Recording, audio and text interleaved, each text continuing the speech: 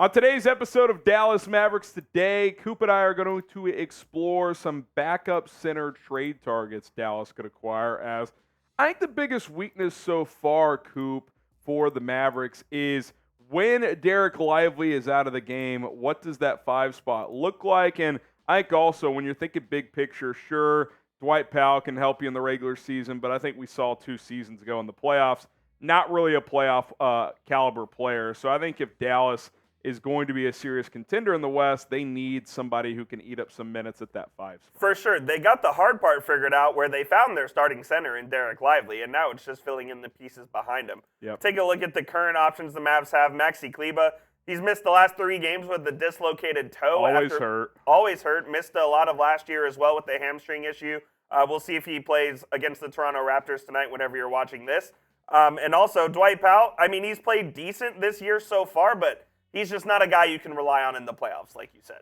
Yeah, look, I think Powell can give you legit regular season minutes, 8 to 15 minutes a night, give you some offensive punch, but he doesn't protect the rim, he doesn't rebound, he doesn't defend. Like he can't be a regular guy in the postseason. We literally 2 playoff runs ago, he would start, play 3 minutes, then they'd have to take him out because he was just that unplayable. No doubt. So, I think with Dereck Lively, he's given you good minutes, and we love what he's doing. But A, there's probably going to be a moment this year where he hits a bit of a rookie wall, and B, come postseason time, it would just be nice to have someone who can defend the rim a little bit, rebound the basketball, and just be a competent 5 for a playoff rotation.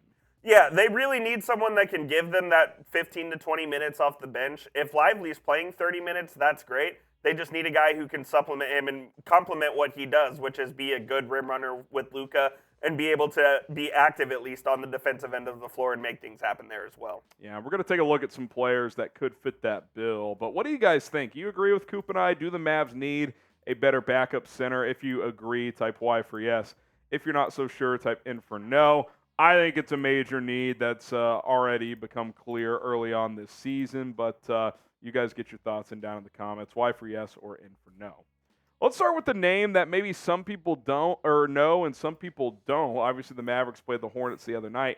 Nick Richards, Coop. This guy's kind of come out of nowhere in the past year and a half, but he's an intriguing player, plays with good energy, blocks a lot of shots. I like him as a backup center option. I'm not sure if A, Charlotte would want to trade a young player of his caliber, and B, what it would cost, but I think a Lively Richards center pairing would be pretty exciting in Dallas. Yeah, he's a very solid backup center in the NBA out of Kentucky. I don't really even remember him playing at Kentucky. I don't either. He's kind of emerged over the last couple of seasons as a really good piece for Charlotte. With the way Charlotte's going right now, who knows what their motives will be at the deadline, and maybe the Mavs can find a bargain here in Nick Richards, who is becoming one of the very best backups in the league so far. Yeah, I mean, he's a guy who can score around the basket. You saw the field goal percentage at 76%. He's not trying to be someone he's not. Role guy, offensive rebound, shot blocker. He can play defend the rim for you. So that's kind of what you're looking for in your backup center. You don't need him to be an offensive stud. You need him to be a defender and a rebounder. Yep, no doubt about it. And he's a young player, too, that could grow here. Like, it's not like this would be like a rental or something like that. You could invest in him, and he could grow with the core that the Mavs are building. Yeah, I like that idea quite a bit. We'll take a look at a few other guys. But first, today's show sponsored by Prize Picks. Fellas, basketball, NFL, college football, NBA and college basketball, NHL, best daily fantasy sports app out there. And all you got to do with Prize Picks is pick anywhere from 2 to 6 players.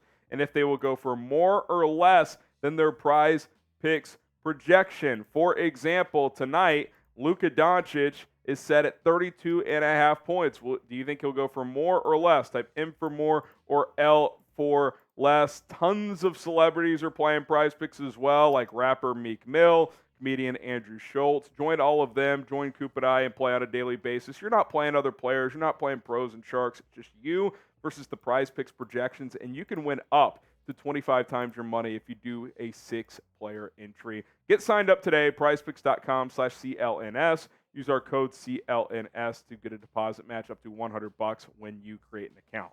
All right, Daniel Gafford, Coop, and I think a common theme with a lot of these players is these are teams that could be willing to sell off assets between now and the trade deadline. No one expects Charlotte or certainly Washington to compete this year. And Gafford's been a guy that's, I think, been on our radar before. He's an intriguing player who can score offensively. I mean, look at the field goal percentage, just ridiculous there. Can rebound and protect the rim a little bit as well. Yeah, the guy's been a really good center in the league for a while now, and he can either start or come off the bench as well. He has that versatility, and he's done both. So if the Mavs need him in a pinch to start and give him a 30-minute night, he can do that. And he can also, be a compliment to Dereck Lively. He's a little bit of an undersized center, but he does the things that the Mavs would need him to do. So yeah. I really do like Gafford. Now, the price may be a little more expensive for him given his contract and his value in the league, but he's something I'd be keeping my eye on. Yeah, he's a guy to keep on the radar for Dallas. I mean, if you brought a guy like him next to Lively, a proven player in this league, that gives you a pretty formidable center duo. So keep an eye on Daniel Gafford. And then a player, Coop, that the Mavs really wanted this offseason in Andre Drummond. Yes. Mark Stein was all over that report, and at the last second, didn't he opt back in with the Bulls? Yeah, so he ended up not opting out. Mark Stein reported at the beginning of free agency that the Mavericks were going to sign Andre Drummond after he opted out of his contract. Well, Andre Drummond opted in, so he was with the Bulls for the remainder of the season. Doesn't mean that the Mavs can't trade for him. Look, he's a rebounding machine. We all know that. Even in short minutes, he's still averaging almost 6 rebounds a game. I mean, that's what the guy does. He's done it for over a decade in the NBA. If the Mavs got Andre Drummond to come off the bench with Dereck Lively, I think that would be an awesome compliment. Yeah, and he's a little bit of a different player. Like, he's not really a shot blocker. He's not terrible defensively, but he's not, like, going to be, your true rim protector. But his number one asset is grabbing the boards. And look, that's still something this team needs. I mean, it's been a problem for years here in Dallas, and he might give you a little more offensive punch than some of these other players will in terms of his per 36 minutes. Like, he can score around the basket. So I'm definitely open to him. I think he'd probably be more in that rental category of play this year out, and then if you want to bring him back on a 1 year at a time type of basis, sure, but I don't think he's someone you're committing to long term. But for this season, I absolutely think he could play in a playoff rotation here in Dallas, be your backup center. He's a vet. He's been in the league for, about 10 years now. Intriguing.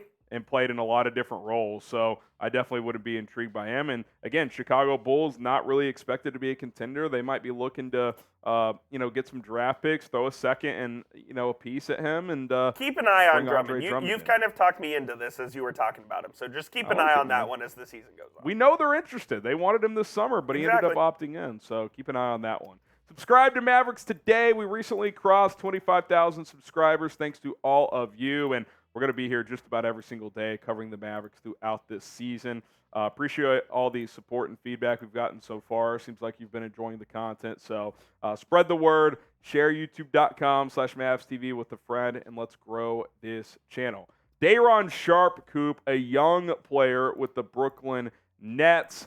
Has had some inconsistent results early on in his career, but an intriguing talent nonetheless. Yeah, very intriguing talent out of North Carolina. He is an athletic freak as well. He kind of fits that young mold where he's a guy that the Mavs can grow with the young core, sort of like Nick Richards, where you're maybe not expecting him to be that veteran presence that maybe Dwight Powell is, but he's a guy that can maybe offer more as far as on-the-court output goes. Yeah, super athletic. Didn't they bring him and Cam Thomas in the same draft? It's a pretty nice draft for Brooklyn, especially with what Thomas has done this year. But he can score offensively. He can rebound the basketball. So, again, I think all these guys, high-level backup caliber centers. Brooklyn's more of a team that could be competing for at least a middle-tier playoff spot in the Eastern Conference, but that doesn't mean they wouldn't be willing to ship out a piece. Maybe you find some kind of shooter to send back for Brooklyn to kind of, help them out as well. So pick one. Who would you rather trade for most out of these 4 players? Type 1 for Nick Richards, 2 for Daniel Gafford, 3 for Andre Drummond, 4 for Daron Sharpe. I think I'm typing my 3. Drummond, he might cost the least 2. I mean, it's a rental. He's a vet. And he's certainly not what he was once viewed as, for sure, which was like a big contract starting caliber center guy. I think in terms of vet presence, he makes the most sense. I think the guy that could grow with you the most potentially is probably Nick Richards, but he's going to cost more. So I think, in terms of like asset management, I think you could get Drummond for maybe a second and throw a cheap contract back at him and call it a day. So I definitely would be open to that idea. Keep an eye on it. That's all we're saying. Keep an eye on it. Keep an eye on it. We know they're interested. They've been interested in the past. He's Jeffrey Cooperstein. I am Harrison Graham. Whether this goes out before the Raptors game, after, we haven't decided yet. But hope you guys enjoyed today's video. More content coming soon. Go Mavs. We'll see ya.